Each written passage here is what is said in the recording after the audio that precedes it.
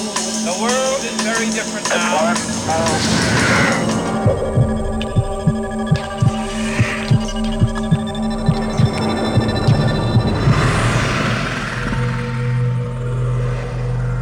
Guess who's leading today? Welcome to the show. This is January 25th, 2015, and the outside temperature is 25 degrees. It's my pleasure today to welcome one of the biggest decision makers of our times.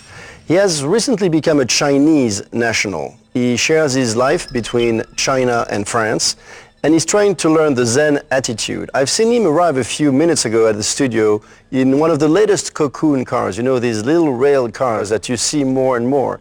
And it's actually his group, the Alstom Group, which has come up with the concept a few years ago.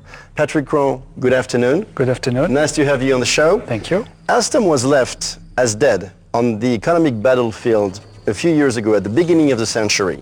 Your company, which is now headquartered in China, has become the world leader in its two main activities. How did you achieve such a tremendous success? We have been provided for years innovative solutions with zero environment impact into key areas for economic development and social welfare, power generation and rail transport. That's probably why we have been awarded for the fifth time in a row the very well-known Greenpeace Environment Award, right. Which is obviously very important for us. And why?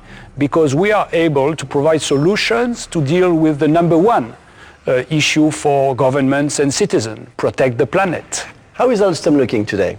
Today we have more than 500,000 employees. 500,000? Yes, 500,000. Our sales are above 100 billion euros. We are listed in the Beijing Stock Exchange and as well as the newly created United European Stock Exchange. And I'm happy to say that our employees are the number one shareholder of the company. And what distinguishes Alstom from its competitors?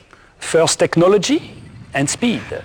Speed not only because we make very high-speed train, but also because of the speed in implementation. We have recently built a 1,000 megawatt power plant with less than 14 months between signature of the contract and connection to the grid. The world has changed dramatically in the field of transport. I just heard that the last car powered by an explosion engine has been produced last week at the Kanisti factory in Mongolia. What are your comments on this revolution in the transportation business, and how did Alstom leverage these changes? Well, you mentioned in your introduction the private car running on rail tracks. The Cocoon car. Yes, this has been a very successful innovation by us. I love the one.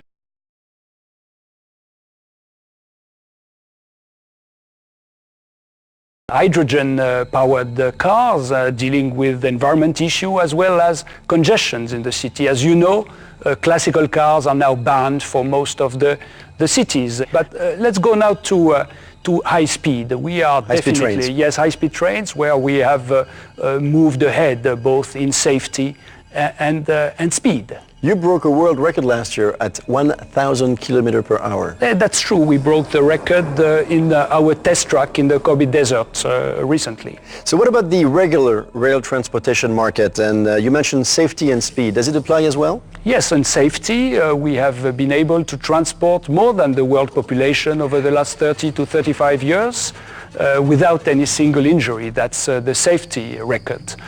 In terms of speed, let's take the example of Brazil, where we are currently transporting